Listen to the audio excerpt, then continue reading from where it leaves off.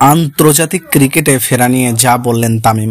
গেল বছরের জুলাইতে হঠাৎ করে আন্তর্জাতিক ক্রিকেট থেকে অবসর ঘোষণা দেন তামিম ইকবাল। এরপর অবশ্য 28 ঘন্টার ব্যবধানে অবসর ভেঙে ফিরেন তিনি। পরবর্তী সেপ্টেম্বরে ঘরের মাঠে নিউজিল্যান্ডের বিপক্ষে 2টি ওয়ানডে ম্যাচ খেলেন তামিম, কিন্তু ফিটনেস ইস্যুতে আর বিশ্বকাপ খেলা হয়নি তার। কালে কালে কেটেছে কয়েকদিন, তবে তামিম এরপর আর জাতীয় দলের হয়ে খেলেননি। আদেও খেলবেন কিনা বা কবে ফিরবেন এ বিষয়ে বিপিএলে চ্যাম্পিয়ন হওয়ার পর গণমাধ্যমের সঙ্গে কথা বলেছেন বুম বুম তামিম।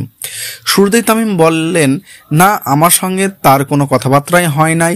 আমার সঙ্গে জালাল ভাইয়ের কথা হয়েছে, আমি কথা বলার জন্য এলিজেবল ছিলাম, কিন্তু দুর্ভাগ্যবশত সম্ভবত আমার সঙ্গে বসার কথা ছিল, কিন্তু আমাদের যোগাযোগ আছে। আমি আগামীকাল সকালে আবার দেশের বাইরে চলে যাচ্ছি, আবার আমরা একসঙ্গে দেখা করব। তবে জাতীয় দলে ফিরতে হলে কিছু বিষয় সমাধান চাওয়া ইঙ্গিত দিয়েছেন তামিম। তিনি বলেছেন, একটা জিনিস পরিষ্কারভাবে আপনাদেরকে বলতে চাই, আমার ফিরে আসার জন্য অনেক কিছু ঠিক হতে হবে, নয়তো শুধু এসে খেলার কোনো পয়েন্ট নাই।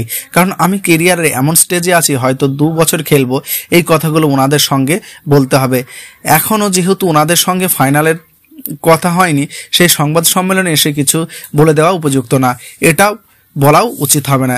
এছাড়া বিশ্বকাপের সময় আরও ফিটনেস ছিলেন বলে দাবি করে তামিম বলেন, ফিজিক্যালি আমি ওই সময় আরও ভালো ছিলাম, এখন তো একটু পেট টেট বের হয়ে গেছেন, আপনারা দেখতে পাচ্ছেন। শারীরিকভাবে আমি ওই সময় আরও ভালো অবস্থায় ছিলাম। আমি যেটা বললাম এটা খুবই আনফেয়ার হবে মন্তব্য করা। আমি যতক্ষণ ওনাদের সঙ্গে কথা না বলে থাকি, আমি আপনাদের একটা কথা বলছি যে আমার ফেরার জন্য অনেক কিছু ঠিক করতে হবে।